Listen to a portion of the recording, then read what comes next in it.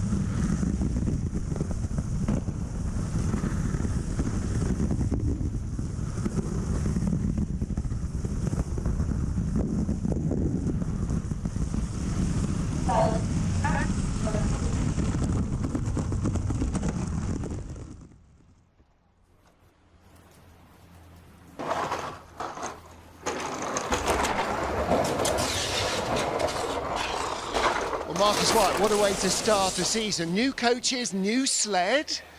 Yeah, you know, we just couldn't ask for anything more. You know, we come up there and we just tried to bring everything we can to Whistler. We're still on a learning curve. You know, you said we've got new coaches and new equipment. We're just trying to learn everything and do as best we can. But it's not a bad way to start.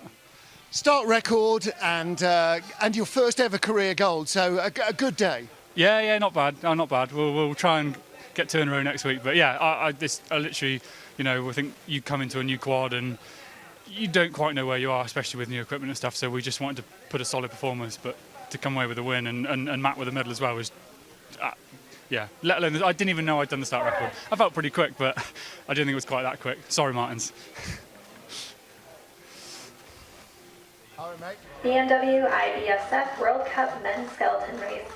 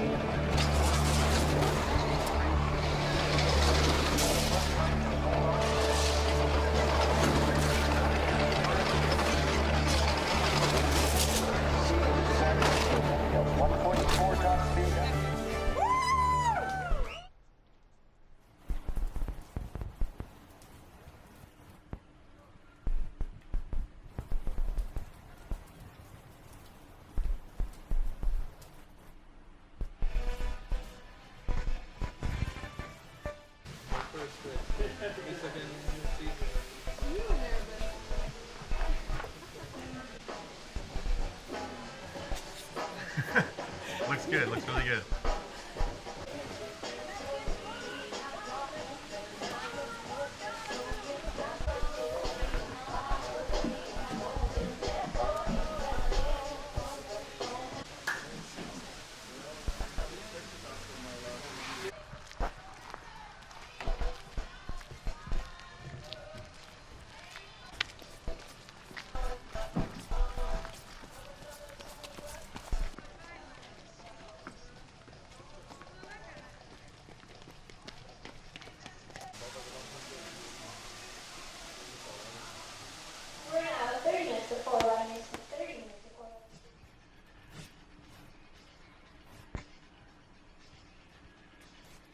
Here, 5 minutes to 4 runners, 5 minutes to 4 runners.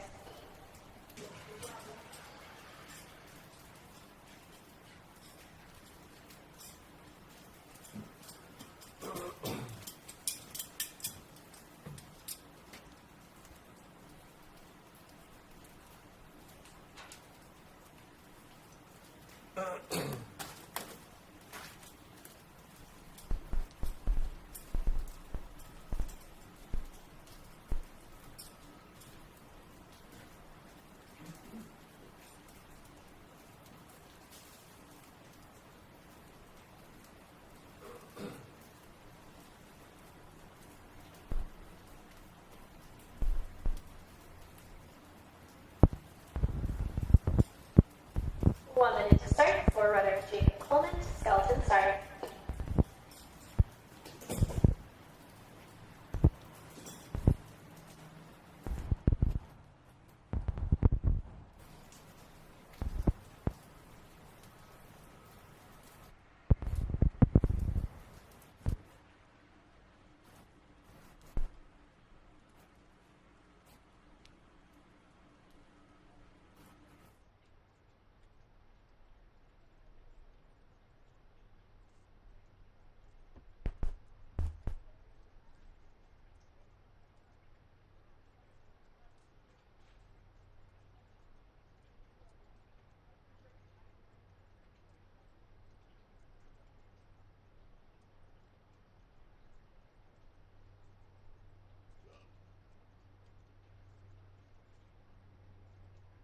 Track is before runner Jacob Coleman from Skeleton start.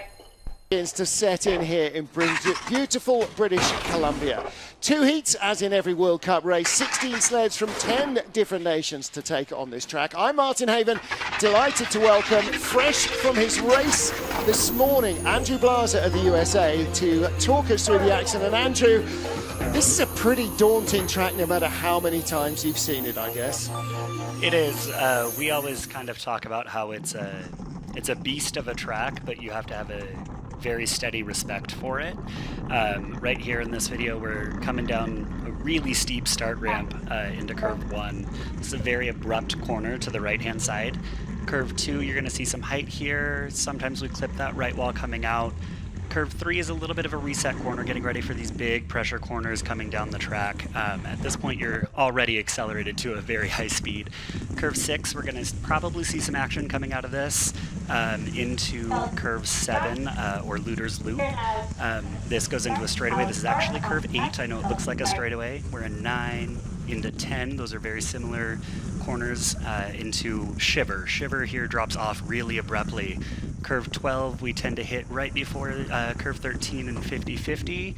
14, this is 15, and then Thunderbird. This is one of those daunting corners that you know going into it whether you're going to hit on the exit of it, and that hit really leaves some bruises for most of us. Well, I don't think there's any hits on this track that don't leave bruises, but it accelerates very quickly and the speed never lets up either. So we are high up in the mountains. There's Tina Herman, world champion on this track. That was her second World Championship win. She returns here. It was the last time we raced here was in the Worlds in 2019. Kelly Curtis of the USA, relatively new addition to the World Cup field. We've got 2 World Cup rookies going off first and last.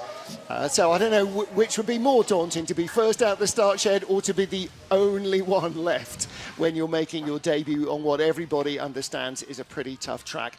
All of our Olympic medalists from Beijing are here. And there you can see one of yesterday's birthday girls, Anna Fernstedt, who finished 4th in the World Champs here in 2019.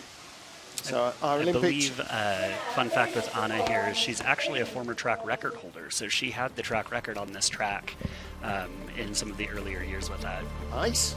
All right, so here's a look at our starting list. Haley Clark of the USA, 18 years old, makes her World Cup debut. Brogan Crowley, Laura Dees for Great Britain. GB took 1st and 3rd in the men's race earlier. Nicole Silveira returns for Brazil. Further down the order, the Olympic bronze medalist Kimberly Boss, Olympic silver medalist Jacqueline Narracott, and Olympic gold medalist Hannah Neisser will also slide in the race. Race 1, BMW IBSF Women's Skeleton World Cup, and welcome to the big leagues to the USA's Haley Clark, just 18 years old, gold and bronze in the North America's Cup races here a couple of weeks ago, so she's got good relative experience of the ice. Martin Haven and her teammate Andrew Blaser watching the action. Andrew, what are her thoughts before this first race? She told me yesterday she's a little bit nervous, but this is also really cool because she gets to make her World Cup debut on what is her home track. Hallie came down to the US this year and started competing for us, but she has been competing with Canada since she was 14, so she's got a lot of runs here. It's really good to get that World Cup experience on a track that you're very familiar with. It kind of breaks in the ice, so to speak. and she's really excited to throw down some really good runs here. It's actually looking like a pretty all right run. She had a couple of little taps up top, which isn't uncommon. Again, with those nerves, that's a really quick downtime for Hallie. So we're excited to see how that translates over with the rest of this heat.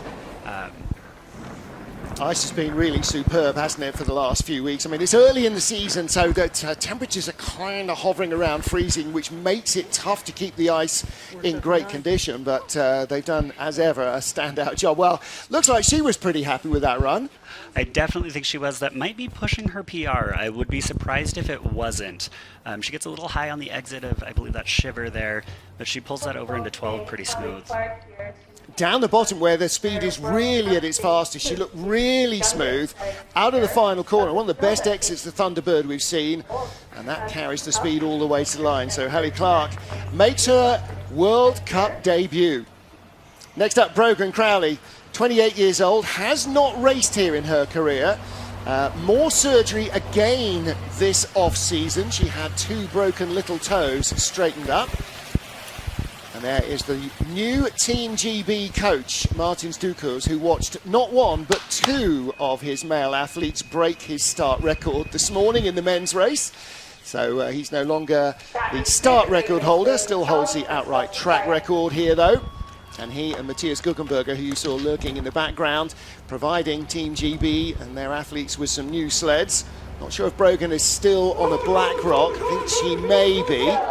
Afraid my eyes are not. I think it is. I believe that is. Brogan actually brings a really high level of athleticism to the sport.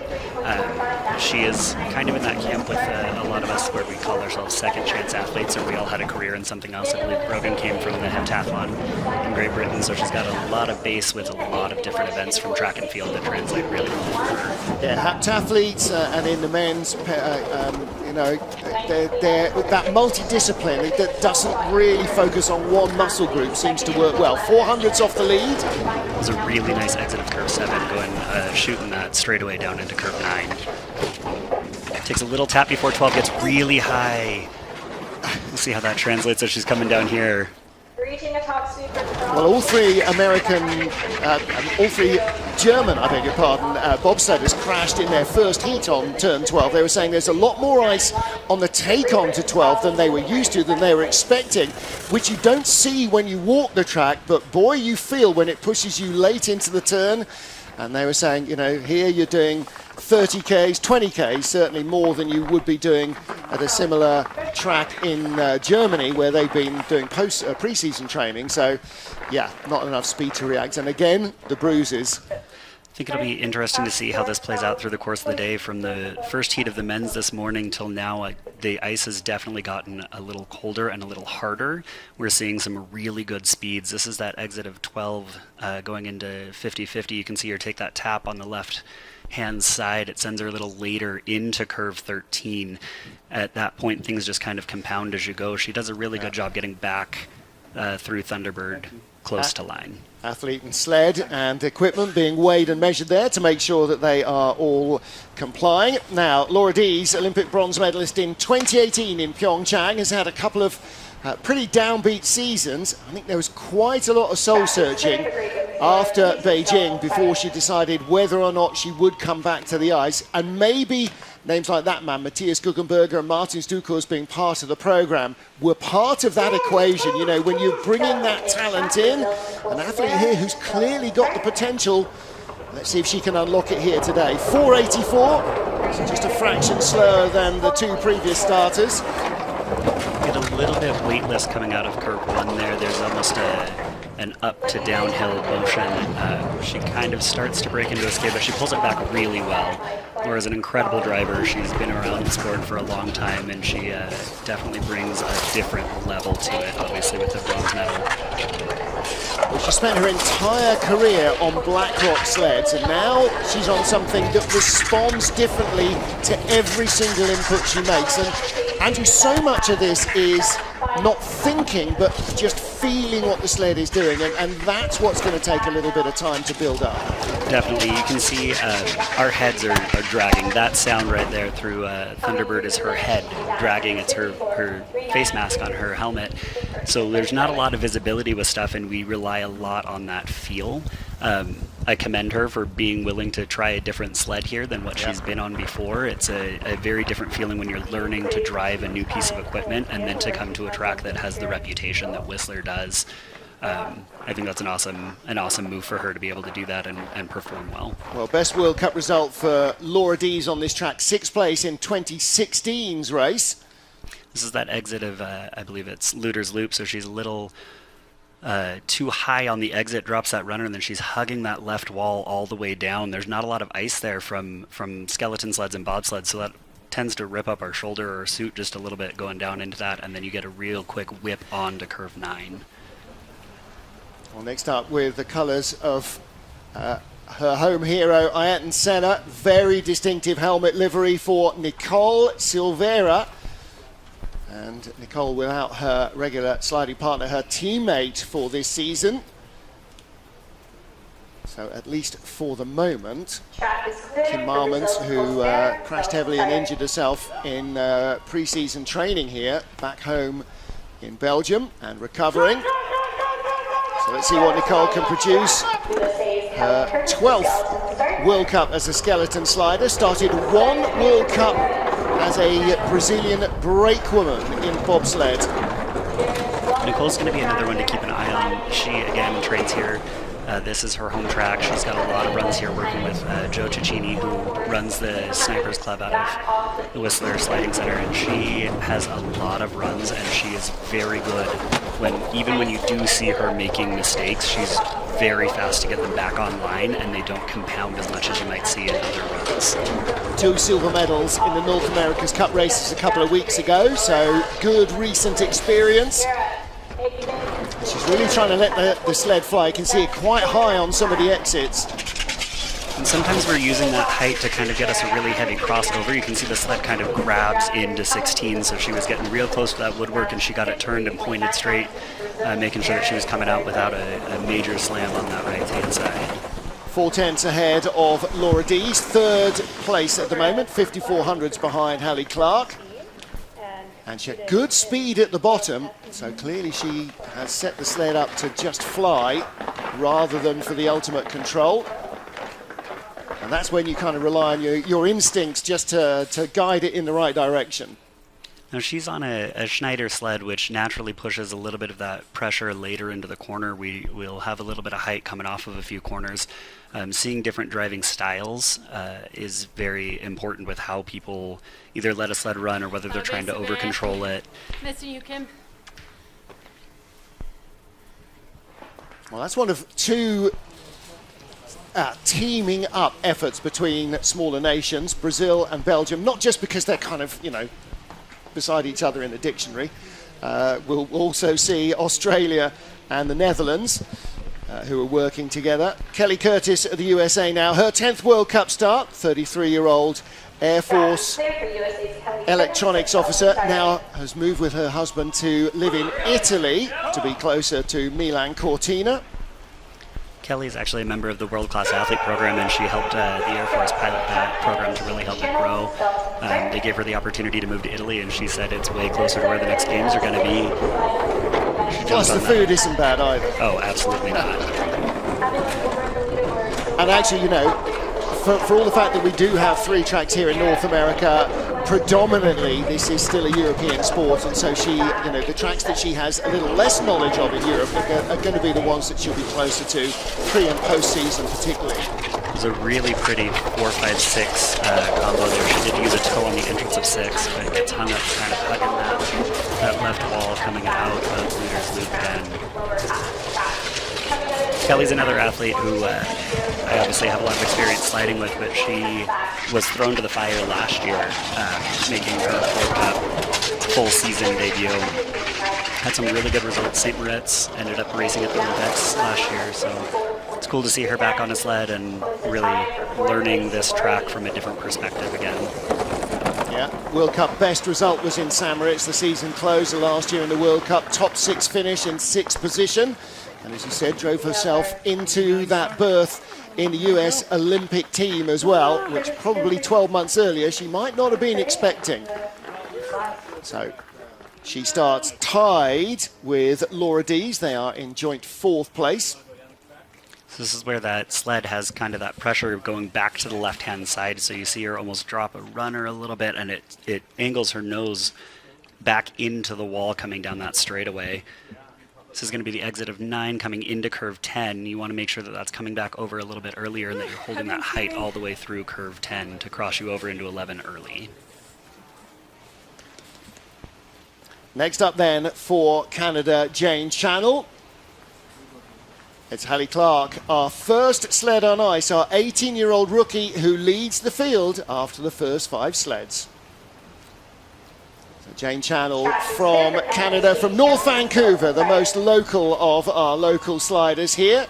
Martin Haven and USA's Andrew Blaser watching the action. She's got her familiar Canadian-Japanese livery on her helmet. Brand new livery on the sled though.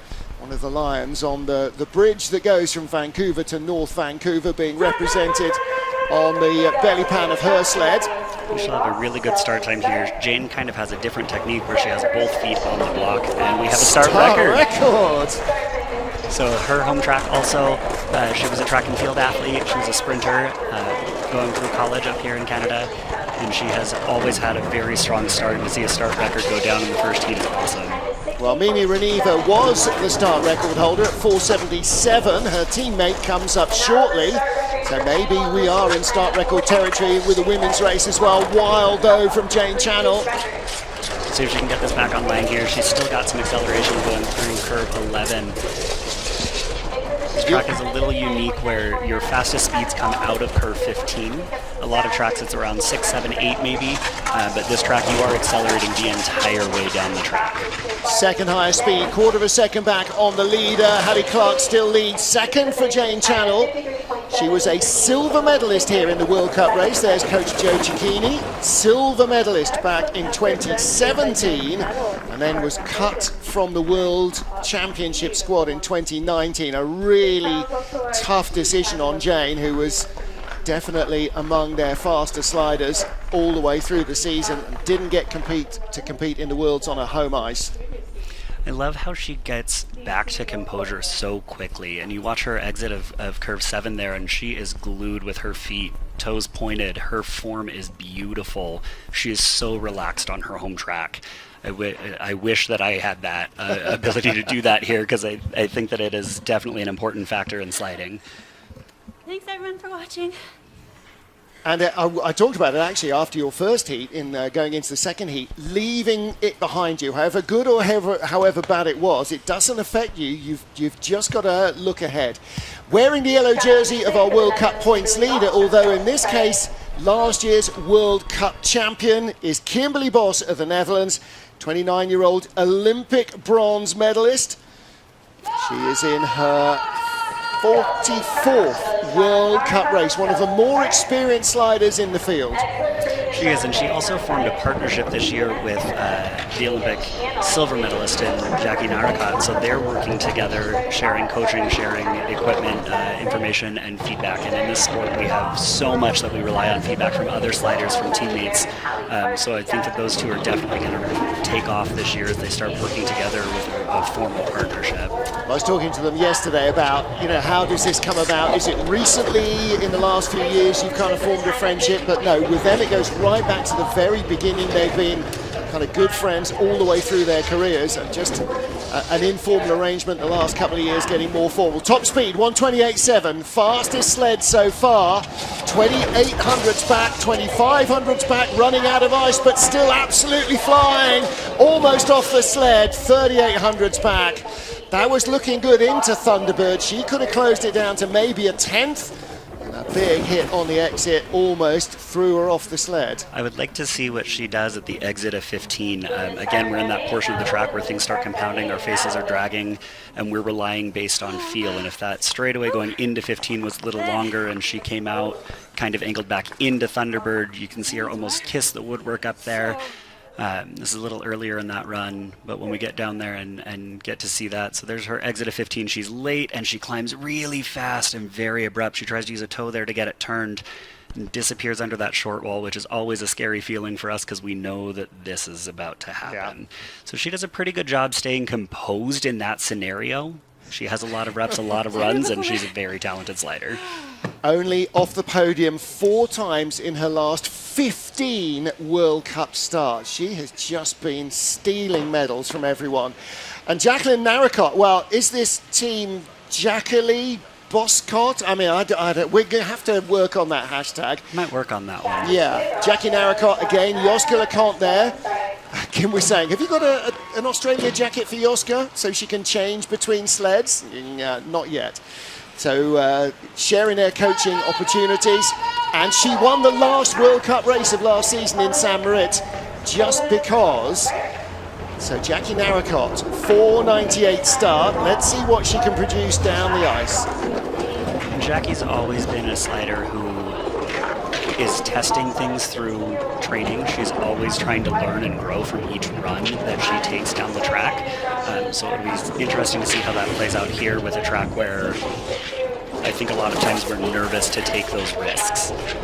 Well, she is a Bromley slider, has been for years, and her husband, Don Parsons, I'm sure will be watching back home. He's slid Bromley all his career. No Bromley sleds in the men's field at all.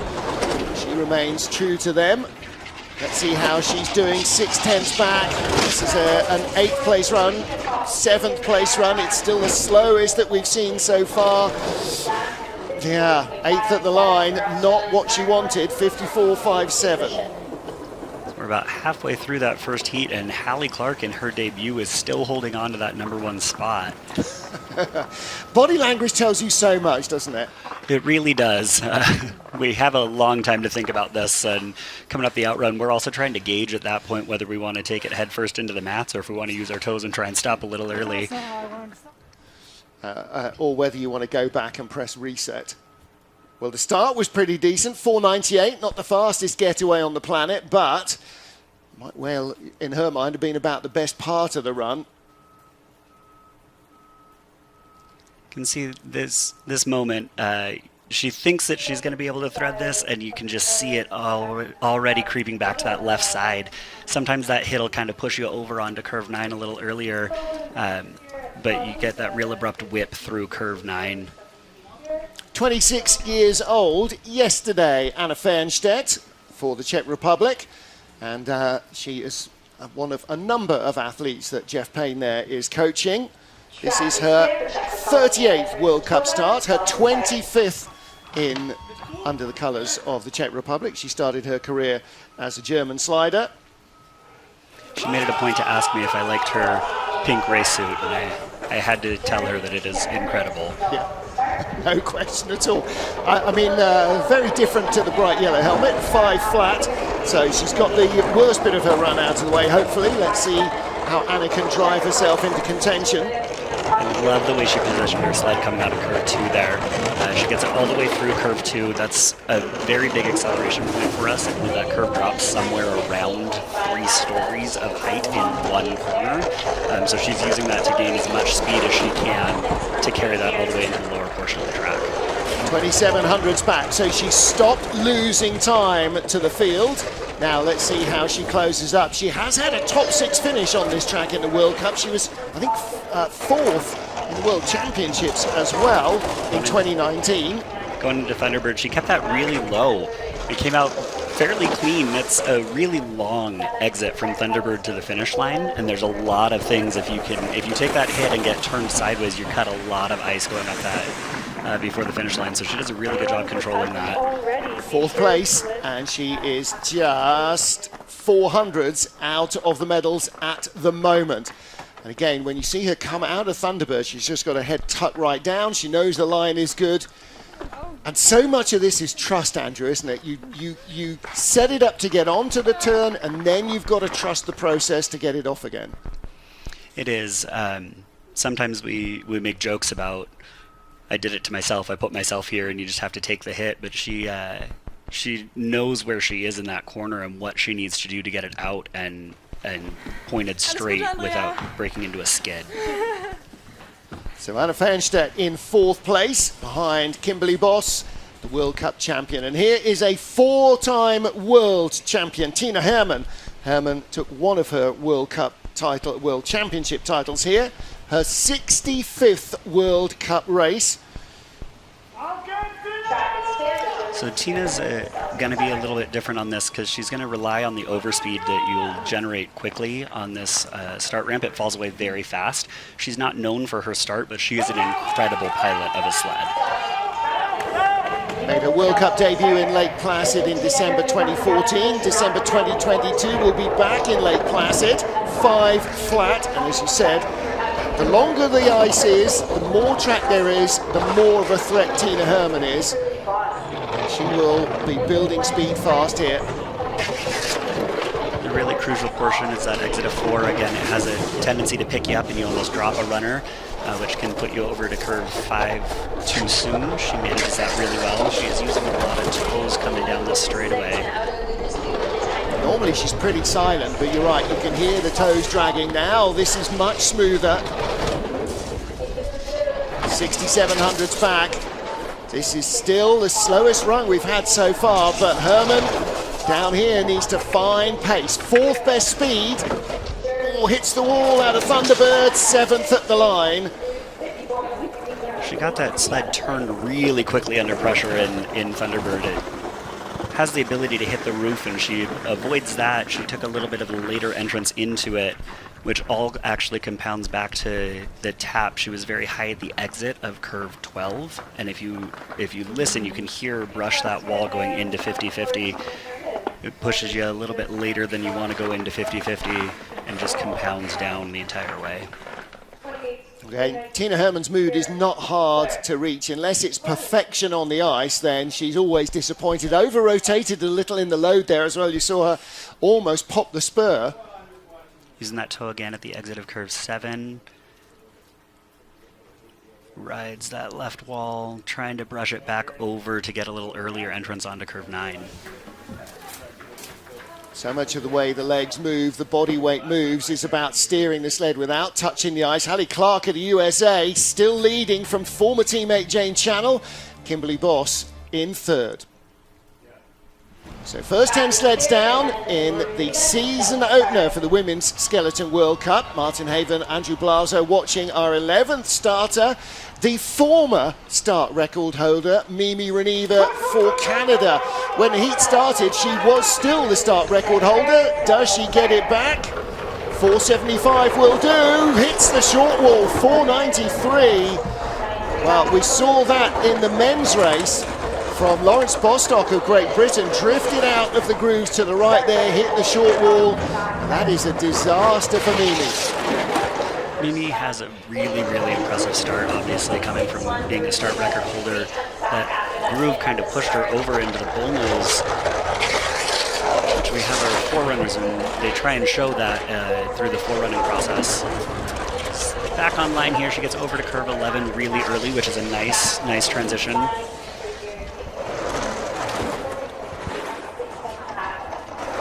Ninth fastest at the moment, so ahead of Jackie Narracott, and closing on the tie between Laura Dees and Kelly Curtis. She jumps them. She's ahead of Tina Hermann at the line as well.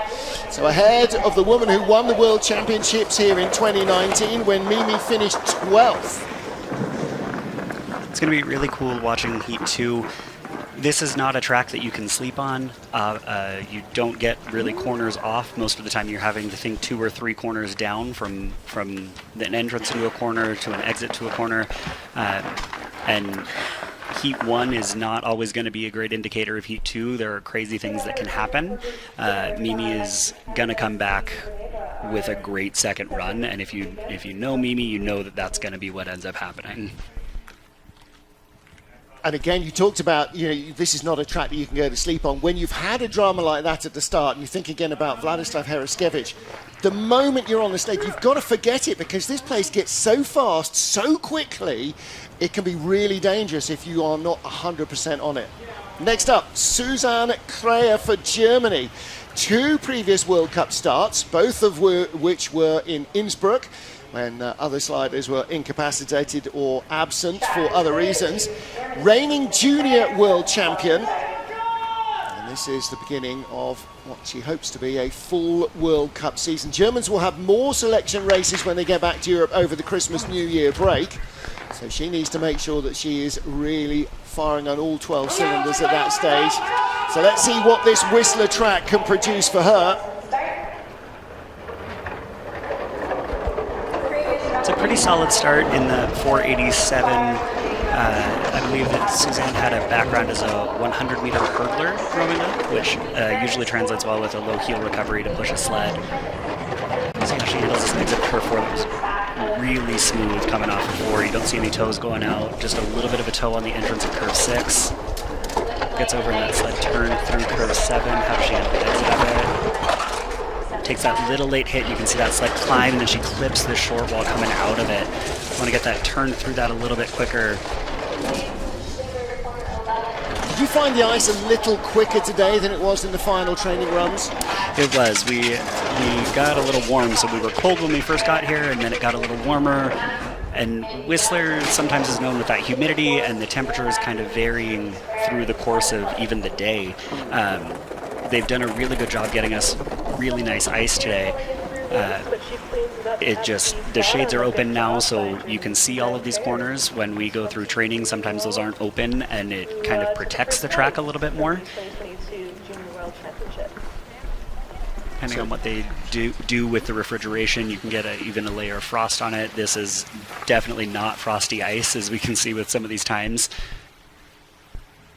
Great no-hander lander there as she separates completely from the sled.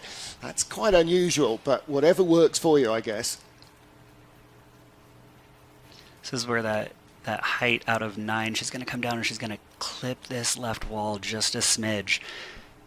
It's a really short transition. It looks longer in that angle, but that happens very fast. You see in the going away shot the way the sleds sometimes just whip onto the corner, and that gives you a much better view than the foreshortening effect. Well, Suzanne Kreher is currently our top German slider in 7th. Tina Hermann in 9th place. What can Hannah Neisser do? Well, we know what she can do. She can win Olympic gold. That's what she was doing in February. 22 years old, 15th World Cup start, and still could go and compete as the Olympic champion in the Junior Worlds for the next couple of seasons. 5:03. Let's see what the rest of the run has for her. Very smooth exit of curve 2. Again, some people get caught up on that back end of it and clip that right hand wall. She is feet glued together and just calm on her sled. Uses a toe there through the front end of curve 6, and again at the exit. Well, like the bobsleigh Olympic champion Mariami Amanka for Germany, she was then plagued by people saying, okay, you won the Olympic gold medal, when are you going to win a World Cup race? And Hannah Neisser, as the Olympic champion, has never won a World Cup race. She's got the best speed of all down at the bottom. From 13th at the start, she's up to 5th on the splits. Second best speed. This could be a top 3 run for Hannah Neisser. Could be second place. It is second place. She's a quarter of a second. The Olympic champion is a quarter of a second behind an 18-year-old rookie. So that says a lot about Hannah Neisser's pace, but it says a lot about Hallie Clark's pace as well.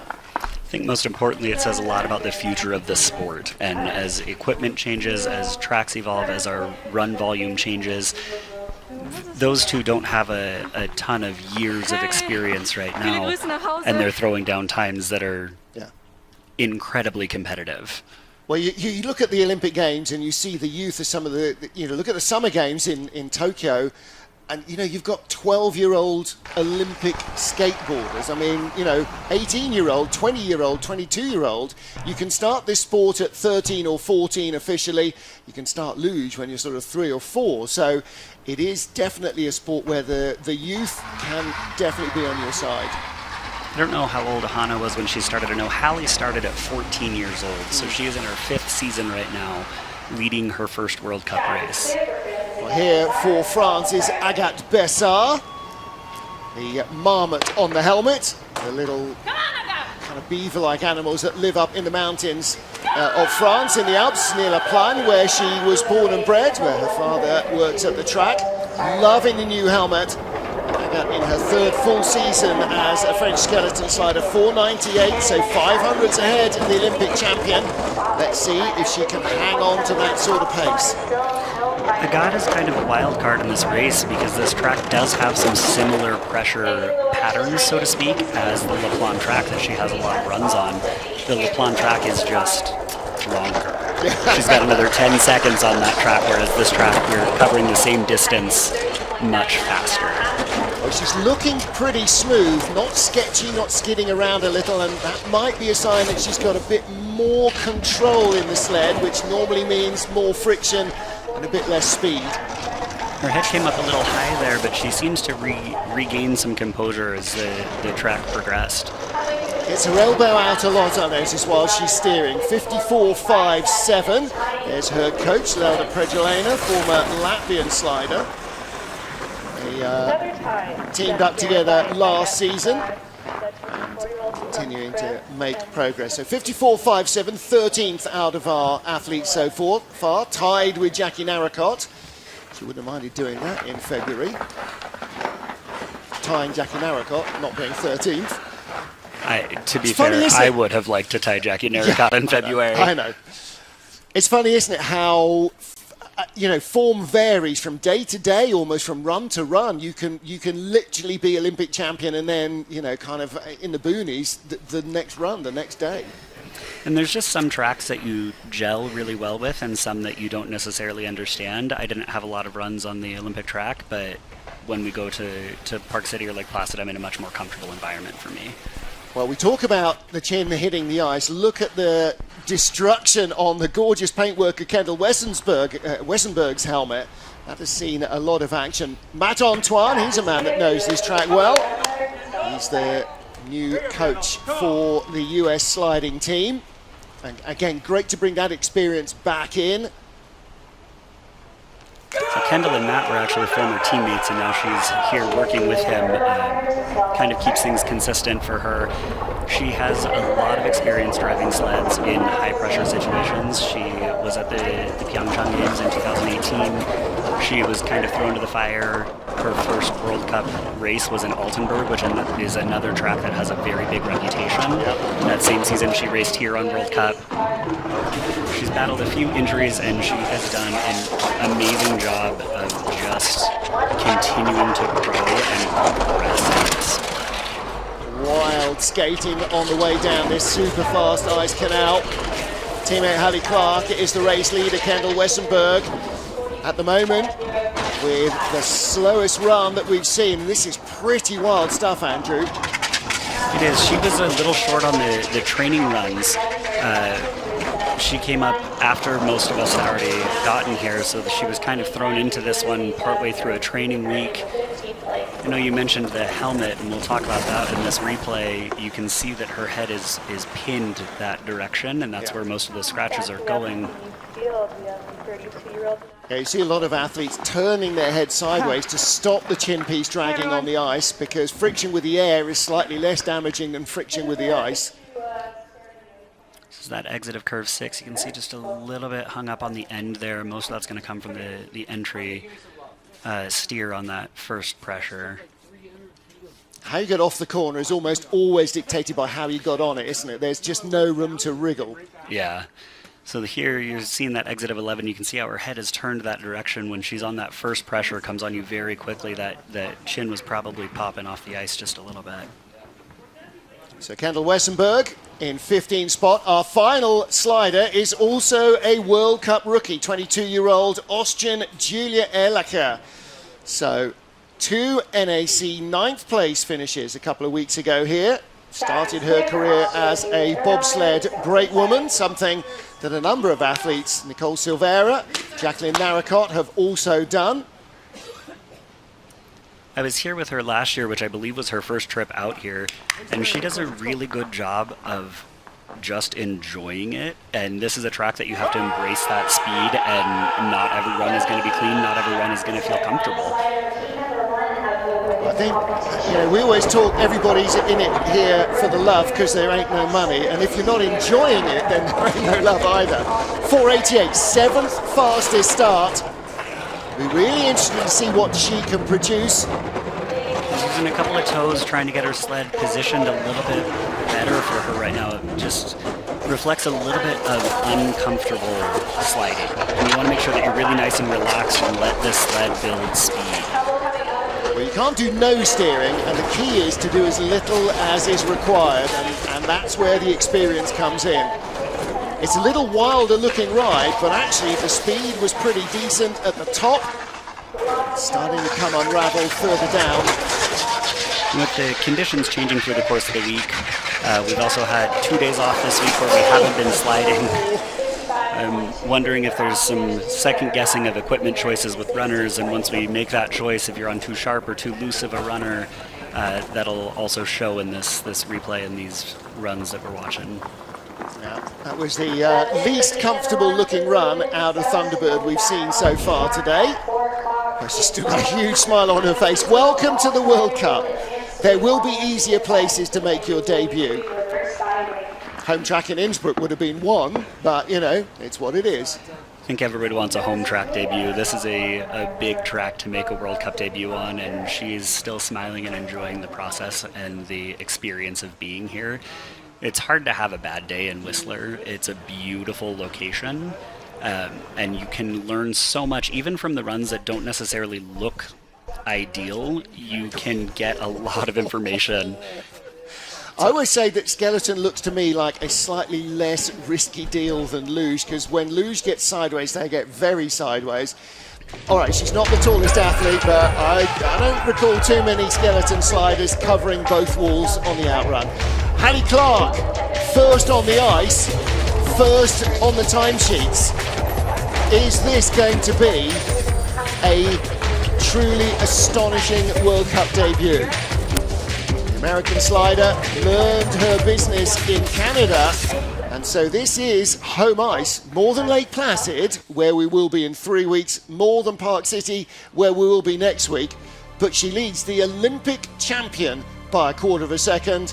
Jane Channel could take a medal here in third, but look at the tight pack from Hannah Nizer down to Brogan Crowley, second to sixth, 2/10. You can give that away and more in a heartbeat on this track. And there will be some sliders looking for a little bit of redemption on their second heat as well.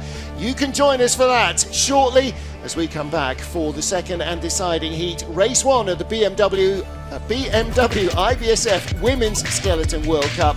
Myself and Andrew Glaser with the whole IBSF TV crew. We'll see you then. Bye for now.